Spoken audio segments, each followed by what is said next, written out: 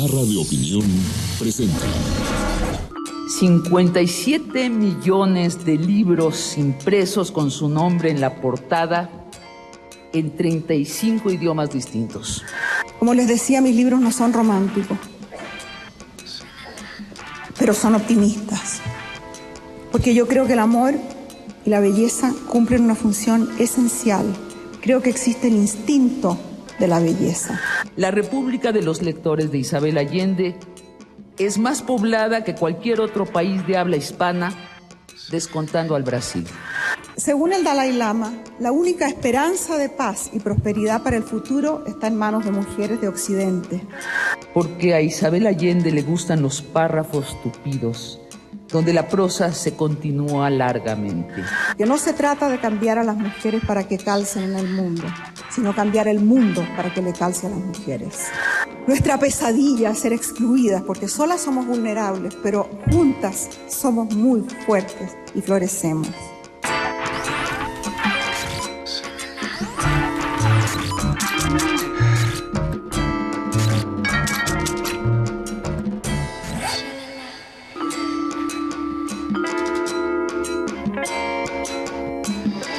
Mujeres del siglo XXI, de los países donde hablamos con la letra ñ. Estimables todas, Isabel Allende, acá presente en primera fila.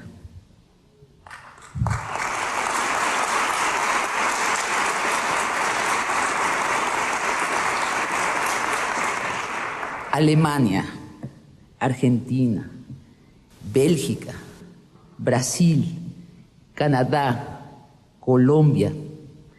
No, estos no son los países que pertenecen a las Naciones Unidas. España, Francia, Guatemala. Son los países donde se han publicado las novelas de Isabel Allende. Honduras, Israel, Japón, 19 novelas. Cerca de 10,000 hojas repletas de palabras, con apenas espacios en blanco, porque a Isabel Allende le gustan los párrafos tupidos, donde la prosa se continúa largamente. Dinamarca, Corea del Norte, 57 millones de libros impresos con su nombre en la portada en 35 idiomas distintos.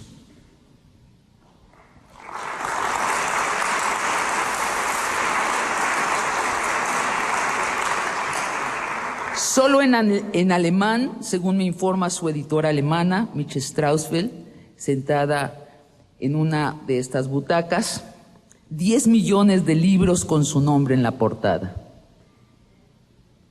57 millones de libros, decía, uno quiere suponer que leídos, y probablemente releídos por una o dos o más personas. Redondeemos cifras. 171 millones de lectores.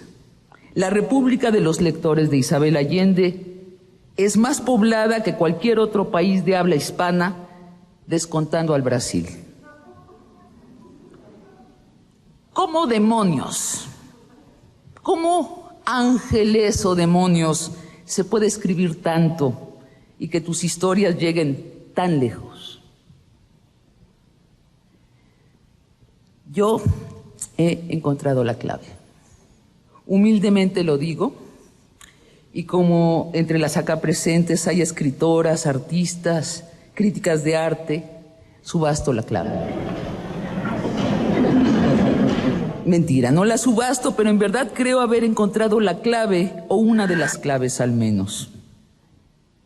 En La hija de la fortuna, Isabel Allende narra a su protagonista Elisa Sommers caminando sonámbula a la bodega que guarda sus memorias. Y yo me permito imaginar que en clave metafórica Isabel se narra a sí misma en el acto de narrar. Isabel, alias Elisa, camina con la cabeza dormida y con el corazón encendido. a esa bodega abarrotada de recuerdos desordenados, recuerdos reales o ilusorios, apunta.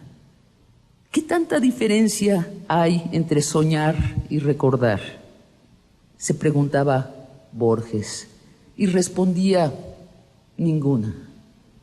Pues bien, aboliendo la raya entre lo real y lo ilusorio, Isabel en trance elige entre sus recuerdos.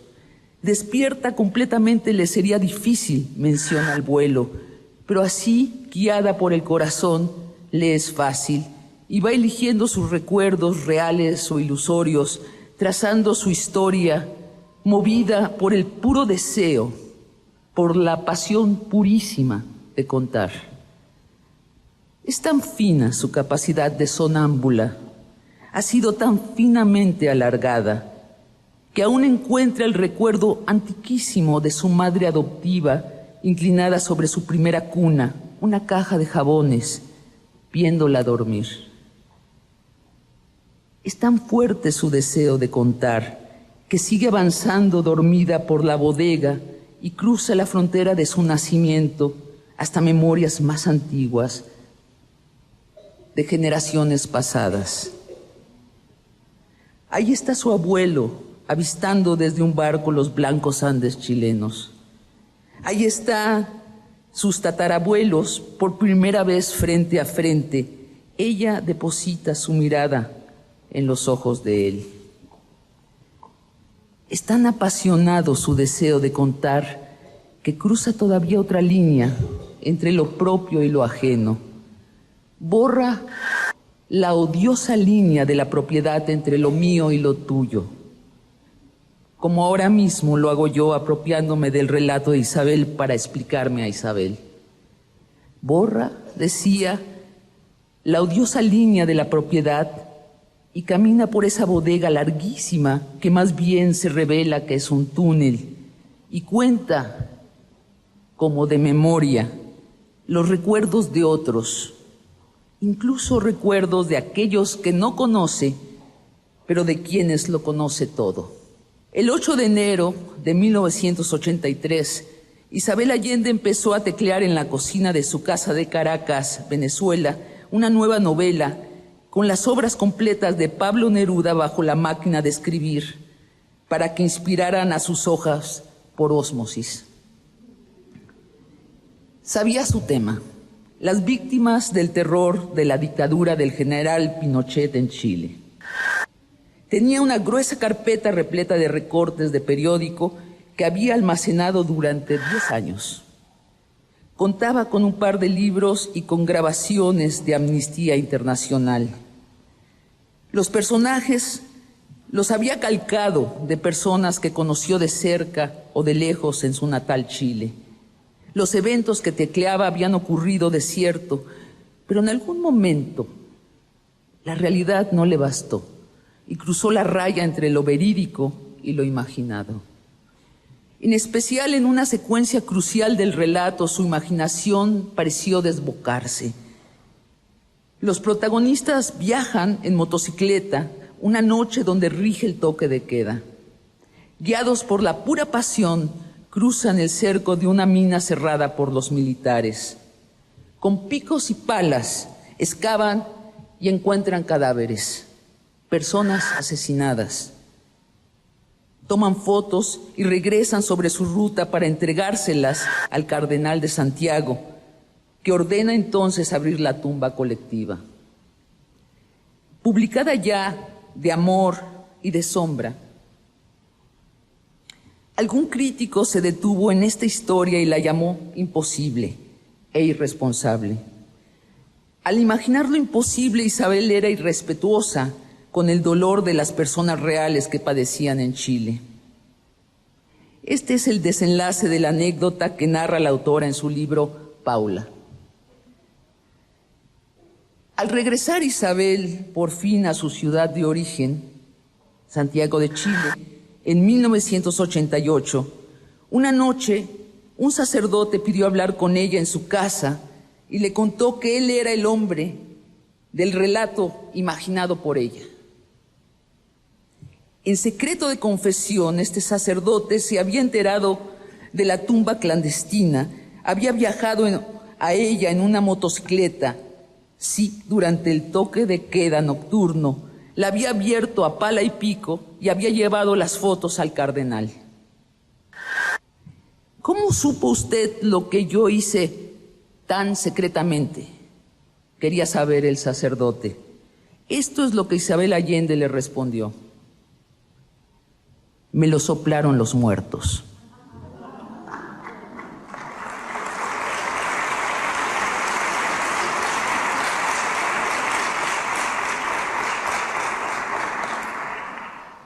Este es el poder adivinatorio de los contadores de historias. Perdón, qué raro es acatar la misoginia de la gramática del español en el Congreso de la Experiencia Intelectual de las Mujeres del siglo XXI. Tan raro es que la voy a desacatar. Decía, este es el poder adivinatorio de las contadoras de historias, incluidos entre ellas los contadores de historias.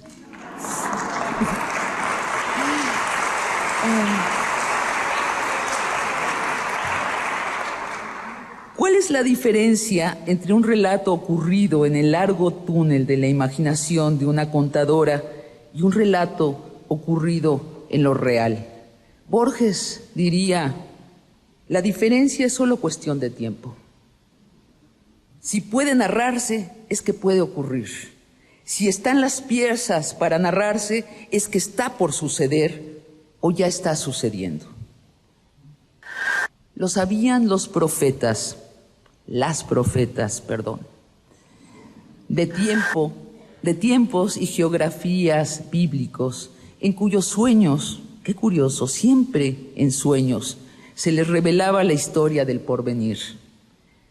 Lo sabían las chamanas y los chamanes, cuando no eran solo turísticos, y con los párpados semicerrados, semiabiertos, veían la historia pasada de la tribu, ligada con su historia futura, y la historia grande de la tribu, ligada con la historia aún más grande de los dioses de la naturaleza. Para el siglo XXI somos pobres de historias, somos de historias pobres. Hemos perdido el gran relato judeocristiano que daba sentido a la vida personal y comunitaria y ponía valor a cada acto, desde la plegaria mañanera al acto de cortarse las uñas de los pies los viernes por la noche.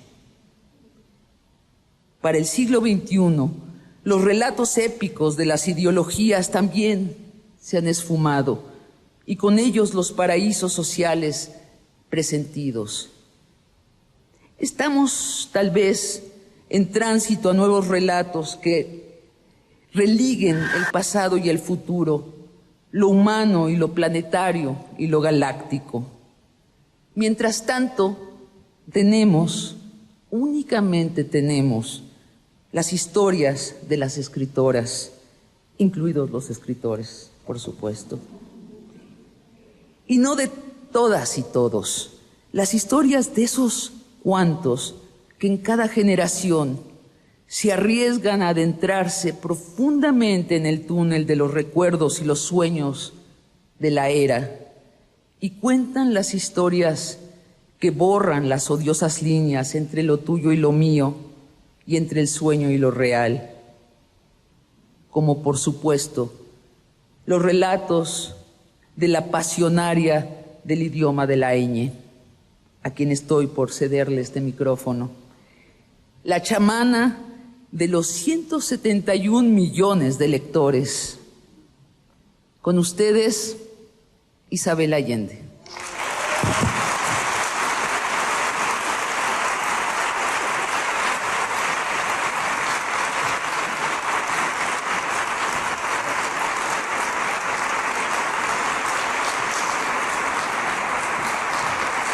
Me van a perdonar, pero yo no preparé una clase magistral. Yo vine a contarles cuentos, que eso es lo único que yo sé hacer.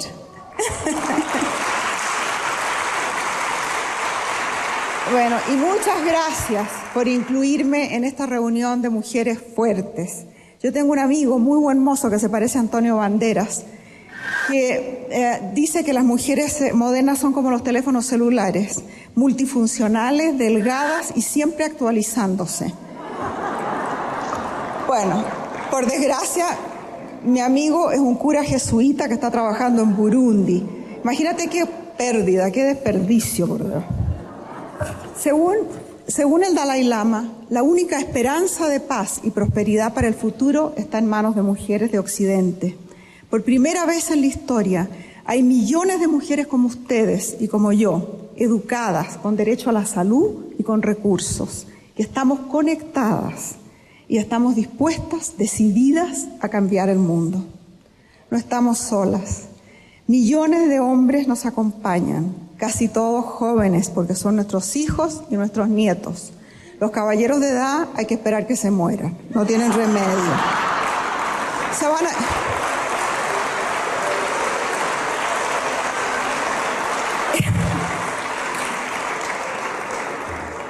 Nuestra visión de un mundo mejor es compartida por activistas, artistas, científicos, ecologistas, grupos espirituales.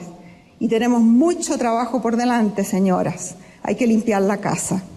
Muy fácil. Lo único que tenemos que hacer es terminar con el patriarcado. Yo, en lo personal, estoy hasta aquí, con el consumo, con la violencia, con el poder por el poder y con el macho alfa. Me aburrí con eso. Ya es hora de que las mujeres participemos en iguales condiciones en la gerencia del mundo. Somos grandes administradoras y nos han dejado de lado por siglos. Mira cómo estamos. Yo quiero una civilización más equilibrada, sostenible, basada en el respeto por todos nosotros y en el respeto con las especies y respeto por el planeta también. Una vez, hace como 1000 años, mi hija Paula me sugirió que no hablara más de feminismo porque estaba pasado de moda y no era sexy. Tuvimos una pelea monumental. Paula pertenecía a las jóvenes privilegiadas que han recibido los beneficios de la lucha de sus madres y de sus abuelas. Y los hombres han sido muy, muy hábiles en pintar a las feministas como unas brujas peludas. Bueno, con razón las jóvenes de hoy no quieren llamarse feministas, porque están en edad de reproducirse y se asustan con esa palabra, no vaya a ser que algún pretendiente potencial se espante. Bueno, yo confieso que he sido feminista toda mi vida y jamás me ha faltado un hombre. Nunca.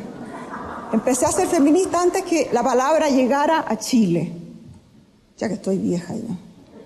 El otro día me fijé que mi hijo Nicolás se está quedando calvo, muy alto, muy flaco, se parece a esos santos del Greco y tiene un carácter completamente zen. Yo no sé a quién salió este niñito. No tiene un solo gene mío, yo creo que me lo cambiaron en la clínica. Y en alguna parte hay una señora que tiene un enanito cascarrabia y cree que es hijo de ella. Sí. Bueno, a pesar de la edad, creo que me veo bastante bien. Bueno, me cuesta una fortuna. Cuesta mucho dinero y disciplina. De chica yo vivía tan furiosa que me llevaban a diferentes médicos para ver qué me pasaba, ¿no? Si tenía la lombriz solitaria o cólicos o qué tenía. Porque con ese carácter nunca iba a agarrar un marido y me iba a quedar solterona, que era la peor suerte que podía corresponderle a una mujer. Sin embargo, como a eso a los 15 años, atrapé a un muchacho que iba por ahí distraído y que me distinguió en el dibujo de la alfombra. Me aferré a él como un cangrejo, me casé con él y estuvimos casados por 29 años. Ese año, el primer año que me casé, empecé a leer a las feministas europeas y americanas en inglés o en las pocas que había en traducción, casi no había traducción. Y descubrí que yo no era la única furiosa, que había millones de mujeres furiosas y que ya existía un lenguaje articulado, coherente para expresar lo que queríamos. Y que yo no sacaba nada con patalear de ira contra el machismo. Lo que había que hacer era transformar esa energía en acción. Y empecé a trabajar como periodista en una revista que era femenina y feminista. Y eso creo que me ha marcado. He sido siempre feminista y he sido también siempre femenina. Una cosa no se contrapone a la otra. Yo pensé que eran unos 10 o 15 años la liberación femenina se habría extendido por todo el mundo y ya habríamos cambiado al mundo. Imagínate tú. No ha pasado. Como decía, el feminismo no es incompatible con ser sexy ni con la feminidad. Yo soy heterosexual, por desgracia, porque me habría ido mucho mejor con una señora. Yo creo que todo el mundo necesita una esposa. Todo el mundo necesita una esposa que resuelva los problemas domésticos, que le haga a uno de comer, en fin, todas esas cosas. Y creo que todavía puedo ser sexy, bueno, no en este mismo minuto, por supuesto, no se trata de eso, ¿no? Pero con ropa interior de encaje, a la luz de una vela, todavía puedo seducir a mi marido siempre que él se haya tomado unos 3 vasos de vino y esté sin lentes, claro.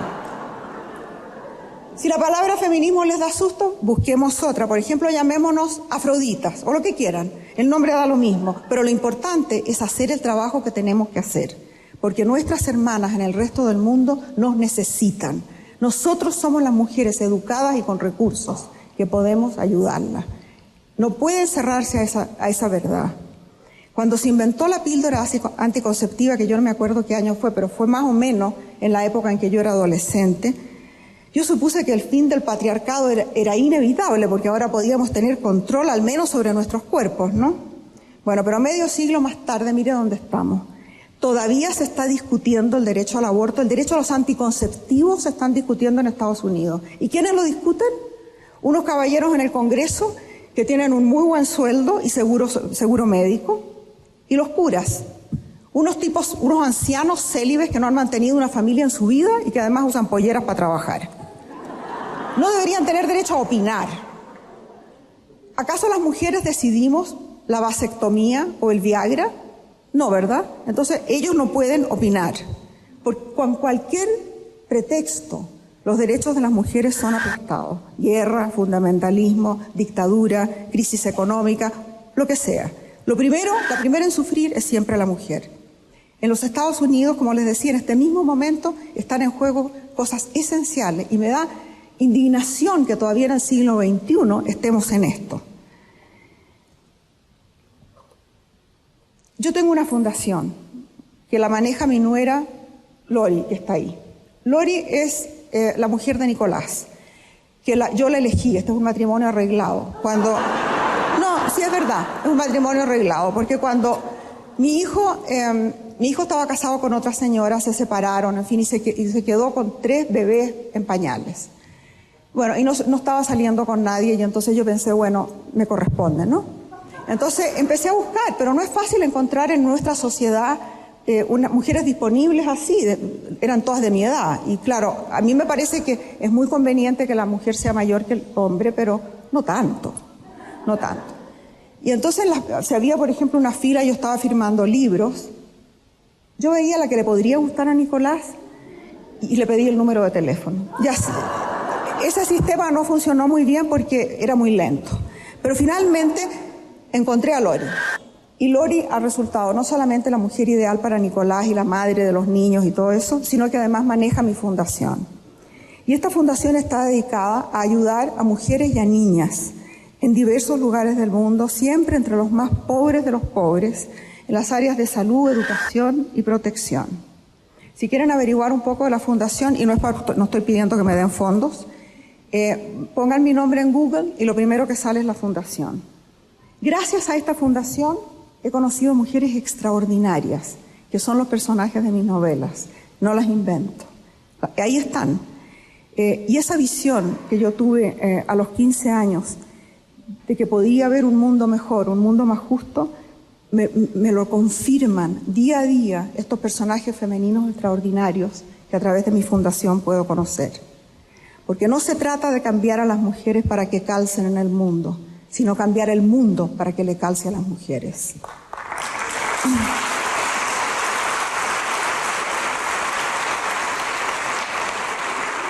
Y yo creo que la pregunta más importante de nuestro tiempo, la pregunta que toda mujer y hombre con conciencia se plantea es ¿qué clase de mundo queremos?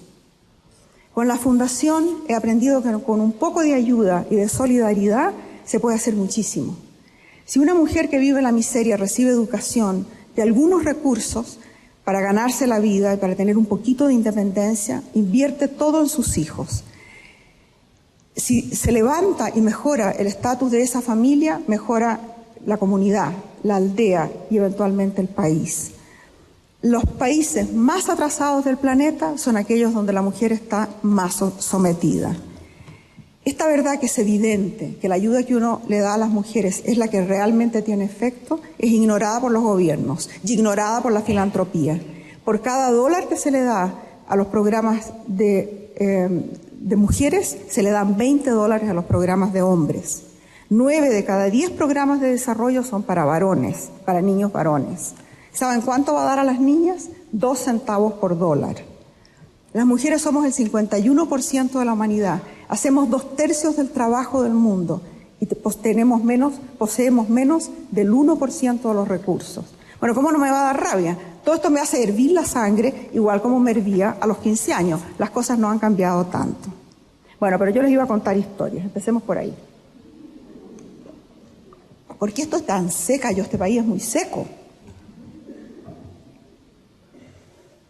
En la legendaria ciudad de Bagdad, un día trajeron a un ladrón delante del califa y el califa lo sentenció a la pena habitual, que era cortarle la mano derecha, la amputación de la mano derecha. Y el ladrón se tiró al suelo y le dijo, perdone, le dijo, pero yo estaba con hambre, y en fin dio toda una serie de explicaciones. Ya al califa, que le gustaban mucho las adivinanzas, le dijo, si me contestas acertadamente una adivinanza, te puedo decir. Y la adivinanza es, ¿qué quieren las mujeres? ¿Qué diablos quieren? El ladrón lo pensó un poquito y le dijo, las mujeres quieren que las escuchen. Escucha, y cada una te va a decir lo que quiere. Era una respuesta tan astuta que el califa, aunque no estaba satisfecho, las dejó ir. Yo he trabajado toda mi vida por mujeres y para mujeres, en revistas femeninas y en distintas cosas. Las conozco muy bien. Pero al prepararme para esta noche, porque yo siempre me preparo, consulté la internet, que es lo que uno siempre hace, ¿no? Y expuse la adivinanza del califa. ¿Qué quieren las mujeres? Y salieron toda clase de manuales de autoayuda con títulos como este. Averigua lo que quieren las mujeres y acuéstate con ellas. También aparecieron consejos de hombres para otros hombres sobre cómo conseguir mujeres. He aquí un ejemplo, y esto es textual. Las mujeres quieren tipos duros, muéstrate agresivo y seguro, no les des poder, mándalas, exígeles, tus necesidades tienen prioridad, eso es lo que a ellas les gusta. Bueno, yo pensé que tal vez no era muy acertada esa respuesta y me puse a pensar qué es lo que yo quisiera, yo como mujer. Yo creo que antes que nada, como cosa número 1, las mujeres queremos seguridad. Queremos seguridad para nuestros hijos, seguridad para nosotros. Nuestra misión es dar y preservar la vida. Ante una amenaza, la reacción masculina es huir o luchar, adrenalina y testosterona. Bajo una amenaza, la reacción femenina es formar un círculo y poner a las crías al medio. Oxitocina y estrógeno. Esta hormona que nos impulsa a unirnos es tan sorprendente que algunos psiquiatras la están usando en terapia de pareja. El hombre y la mujer o los que sean en la pareja inhalan oxitocina con un spray y se supone que con eso hay la esperanza de que puedan llegar a algún acuerdo en vez de asesinarse. Willy, mi buen marido, y yo, mi marido gringo, yo tengo un marido gringo precioso, absolutamente precioso, lo intentamos, lo de la oxitocina, pero no nos dio muy buen resultado. Yo creo que no inhalamos lo suficiente. Hace exactamente una semana estuve en un acto con Eve Ensler, la autora de los monólogos de la vagina, que yo supongo que todos ustedes han visto. A mí lo vi hace muchos años, me conmovió ese espectáculo hasta la médula. Antes nunca había pensado en mi vagina, la verdad, y no se me habría ocurrido mirarme en un espejo. Eve Ensler escribió esos monólogos en 1996, cuando la palabra vagina era una grosería que uno no se atrevía a decir ni siquiera delante del ginecólogo. Y hoy día es vox populi, por supuesto, ¿no? La obra se ha traducido a 50 idiomas, se ha representado en 140 países y ha juntado $85 millones que se han empleado en proteger a las mujeres de la violencia, educarlas y darles poder de liderazgo, especialmente en lugares como el Congo. Y Wenzler fundó una cosa que se llama V-Day, que es una iniciativa global para terminar con la violencia contra las mujeres. No solamente la violencia doméstica, sino la violencia de la guerra y toda clase de violencia que sufren las mujeres. Y ha tenido un éxito, una repercusión extraordinaria. Y va a haber un día excepcional que va a ser el día de San Valentín, el 14 de febrero del próximo año, en que la idea es que salgamos todos, hombres y mujeres, a la calle a bailar, en defensa de la seguridad de las mujeres, porque eso es fundamental. Si no hay seguridad, no hay nada más. O sea, no sacas nada con darle educación a una mujer si la van a violar, si le van a pegar. Esa noche, con Connie Wenzler, ella contó atrocidades, cosas que son inimaginables y que no quiero repetirlas. Pero al final nos dejó muy esperanzadas, porque dijo que ella está segura de que podemos acabar con la violencia contra las mujeres y las niñas en una sola generación. Eso significa que ustedes y que yo lo vamos a ver. Yo diría también que las mujeres queremos, lo mismo que los hombres, ser valoradas. Les voy a contar cómo nació la idea de mi fundación. Después que murió mi hija Paula, mi marido y una amiga, mi amiga Teibra, decidieron que yo necesitaba salir y airearme un poco porque, según ellos, yo estaba deprimida. No estaba deprimida, estaba triste. Y me llevaron a la India, porque la India, está en el impacto de la India que nadie puede quedar indiferente o neutral. Íbamos por un camino en Rajasthan, un camino rural, y el auto se calentó mucho, llevábamos un chofer. Y entonces, en el medio de la nada, se veía un árbol por allá lejos y unas figuras humanas, y el chofer paró el auto para enfriar el motor. Y mi amiga Teibra y yo caminamos hacia el árbol, y había unas mujeres ahí, con varios niños. Y cuando nos acercamos, al principio un poco tímidas, pero inmediatamente empezaron a tocarnos en ese idioma universal que es el tacto. En muchas partes del mundo, como ustedes saben, no existe este metro que nosotros tenemos que tener de distancia con el prójimo para no invadir al prójimo. Eso no existe. La gente te invade y está muy bien. Y entonces empezaron a ver unas pulseras que habíamos comprado en el mercado, nos sacamos las pulseras, les regalamos las pulseras y al poco rato el auto ya estaba listo y nos tocaron la bocina para que volviéramos al auto. Y cuando íbamos caminando hacia el auto, una de las mujeres me tocó en el hombro y me entregó un paquetito.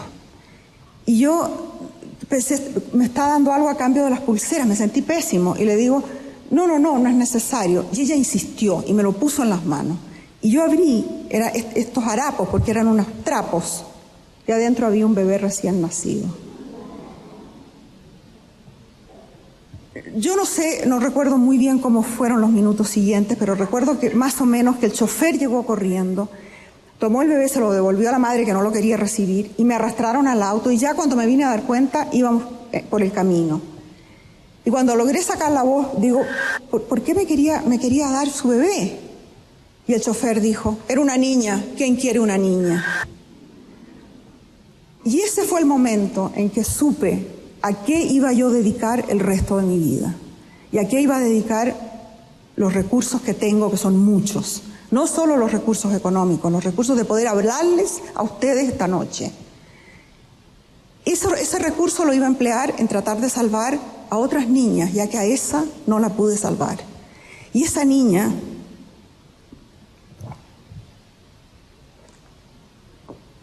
me ha penado por 16 años. No sé si vivió, tal vez no. Y si vivió, ha tenido una vida miserable. Entonces, mi fundación está dedicada a ayudar a niñas como ella. En muchas partes del mundo es una desgracia tener una hija, mientras que los hijos son una bendición. A las comadronas les pagan menos si la criatura es una niña. Yo tengo una amiga que vive cerca de la casa, una viejita de 86 años que se llama Olga Murray. Y esta Olga Murray, cuando tenía 60 años, se fue para el Nepal. Acababa de enviudar y se fue al Nepal. Y estaba escalando montañas, no sé lo que estaría haciendo, y se quebró una pierna. El Sherpa, que andaba con ella, se le echó al hombro y llegó con ella a una aldea. Y en la aldea medio la curaron. Y ahí le tocó a ella presenciar un festival que ocurre en enero. En enero llegan de las ciudades buses con agentes a comprar niñas que los padres venden. Niñitas 7, 8 años, que los padres venden para que estas son las kumaris, las niñas que los agentes se llevan a las ciudades y las revenden como empleadas domésticas, esclavas domésticas, porque no ganan sueldo ni nada. Viven como los perros en los patios de las casas, son invisibles, no tienen voz, no tienen derechos a nada. Y ahí trabajan hasta que se quedan preñadas, generalmente por el patrón o el hijo del patrón, y entonces las tiran a la calle. Esas son las que tienen suerte. A otras las venden en los prostíbulos. Olga Murray comprendió que por mucho que ella empleara todo el dinero que llevaba en salvar unas 2, 3, 4 niñas, con los $50 que costaba cada una, se las iba a devolver a las familias y las iban a volver a vender porque no tenían cómo mantenerlas. Entonces volvió a California, creó una pequeña fundación al principio con sus amistades. Y para resumir un cuento muy largo, 20 años más tarde, Olga ha salvado a 26,000 niñas. Ha cambiado la cultura del país. Ha conseguido que el gobierno declare ilegal la práctica de las kumaris. Ha conseguido que los padres tengan vergüenza de vender a sus hijas y que los agentes no puedan movilizarse libremente, sino que las tengan que comprar bajo la mesa. Y que las familias que tienen una kumari la escondan porque les da vergüenza. Todo esto lo ha conseguido una viejecita diminuta con zapatillas de tenis. Imagínense lo que pueden conseguir ustedes, lo que puedo conseguir yo. Es increíble. Entonces cuando uno dice hay tanto que hacer y el mundo no tiene remedio, sí tiene remedio. Y hay que ir uno por uno, gota a gota, y sí tiene remedio. Si Olga Murray lo pudo hacer, yo también. Olga ha creado orfelinatos, ha creado toda clase de cosas en Nepal. Cuando ella llega al aeropuerto, que va todo el tiempo, hay 2,000 niños esperándola. Mamá, le dicen. 2,000 huérfanos, por lo menos 2,000 que vienen a recibirla. Yo diría también que las mujeres queremos paz. En cualquier conflicto armado moderno, la mayoría de las víctimas son civiles, lo que llaman, ¿cómo es que le dicen los americanos? Claro, son unas casualidades, así como si fueran, claro, así como una cosa así como que no tiene importancia. El 80% de los refugiados en el mundo, desplazados por conflictos bélicos, son mujeres y niños, el 80%. Así que a nosotros la guerra no nos conviene. La violación en escala masiva se ha convertido en un arma de guerra. 500,000 de mujeres han sido violadas en los últimos años en el Congo. Desde niñitas de meses, hasta viejas de 80 años, mutiladas, desfiguradas, con fístulas que a menudo son inoperables. La violación destruye los cuerpos de esas mujeres, destruye las vidas, destruye su futuro y destruye el tejido mismo de la comunidad. Es tan profundo el daño que hace que ahora también violan a los hombres.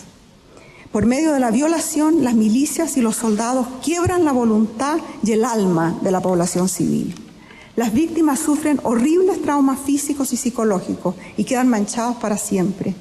No pueden volver a veces a sus familias, ni a sus aldeas, porque las rechazan, porque las avergüenzan y a veces hasta las apedrean a muerte. Este es otro caso en el cual la víctima es culpable por los crímenes del victimario. Kevita Ramdas, que es la expresidenta del Global Fund for Women, que es la mayor organización sin fines de lucro que ayuda a las mujeres, propone desmilitarizar el mundo, acabar con lo militar, que es un objetivo que solo podemos alcanzar nosotras, las mujeres, porque a nosotras no nos seduce el atractivo machista de las armas, y nosotros somos las que sufrimos el efecto directo de los conflictos bélicos: ocupación, invasión, milicias, guerrillas, militantes nacionalistas, hasta el narcotráfico.